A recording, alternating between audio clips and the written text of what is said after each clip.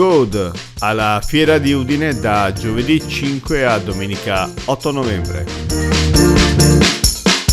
L'irrigazione è indispensabile per un'agricoltura di pregio, ma svolge anche un importante ruolo ambientale. È quanto emerso dall'incontro promosso dall'Ambi Veneto, l'Unione regionale dei consorzi di bonifica, nel padiglione di Acque Venezia, l'evento espositivo e convegnistico dedicato all'acqua, collaterale all'Expo di Milano. I fenomeni meteorologici, sempre più estremi, come la siccità prolungata di quest'estate, evidenziano come la pratica irrigua nelle nostre campagne sia sempre più determinante per avere alla fine un cibo di qualità. Il cibo è irriguo semplicemente perché non c'è cibo di qualità, non c'è cultura di qualità, non c'è prodotto di qualità senza un'acqua adeguata. Quindi partiamo da questo presupposto per dire che non c'è un cibo di qualità, quindi la qualità dei nostri prodotti, la qualità che poi significa salute dei nostri cittadini, del nostro territorio e quant'altro senza l'acqua. Quindi l'acqua è indispensabile, la quantità d'acqua necessaria, la qualità d'acqua necessaria è indispensabile per avere un cibo di qualità. Ecco perché il cibo è irriguo. Il Veneto ha una grande disponibilità idrica grazie alla presenza di grandi fiumi, risorgive e ghiacciai nell'arco alpino.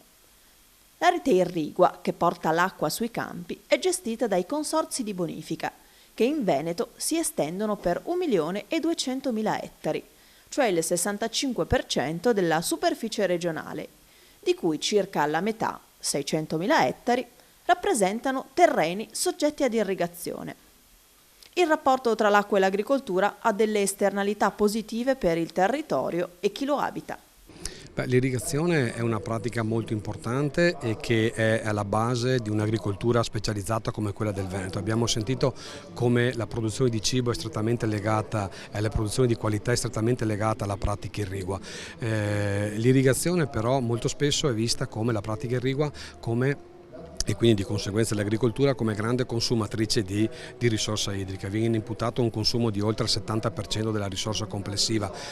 A livello europeo e italiano scendiamo al 40%, però in realtà quello che noi continuiamo a sostenere è che l'agricoltura attraverso la pratica dell'irrigazione produce delle esternalità positive importantissime come quelle ambientali, la ricarica della falda, la risalita del cuneo salino, la condizione di biodiversità di certe aree, il paesaggio agrario e il paesaggio che noi molto spesso vediamo. Pensiamo solamente a quest'anno, se non avessimo avuto l'irrigazione avremmo avuto un Veneto di color giallo, non di color verde, quindi è un paesaggio che vive grazie a quella pratica irrigua che produce un'esternalità. Quindi se io oggi prelevo acqua da un fiume non vuol dire che viene utilizzata totalmente per produrre cibo, una parte produce cibo attraverso lo sviluppo delle piante e l'altra parte di risorsa viene restituita all'ambiente sotto forma di un'esternalità positiva, non è mai quantificabile e quindi molto spesso a carico totalmente dell'agricoltura. Accanto ad una gestione consapevole dell'acqua è necessaria una progettazione urbanistica più attenta.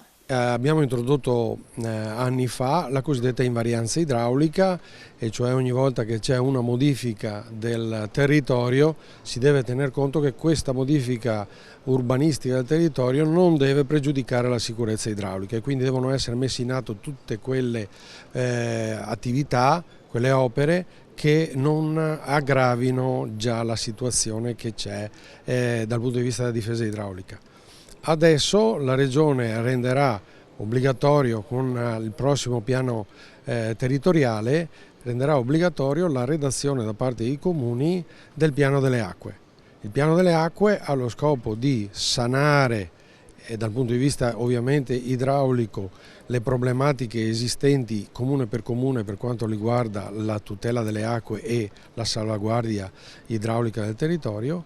Questo va inserito anche nei piani dei consorzi bonifica e nei piani in generale della Regione che abbiamo parlato prima, che servono per tutelare il territorio dalle acque. Il rischio è che i riflettori sul tema dell'acqua si spengano una volta terminata l'Expo di Milano. Questo è un grande rischio. Questo è il rischio di aver percorso una opportunità in maniera brillantissima per 6 mesi, salvo poi richiuderla dentro un cassetto.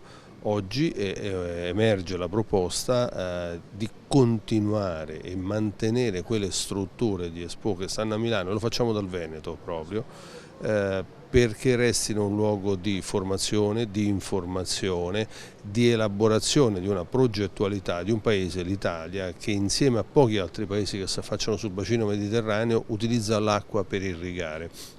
Una cultura che stenta in Europa, che stenta nelle scelte politiche anche della nostra classe dirigente, e chissà appunto che se insieme all'università, quindi a dei centri già di eccellenza del sapere, diciamo rigorosamente scientifici, non possano trovare un punto permanente in Expo. Questa sarà la nostra proposta.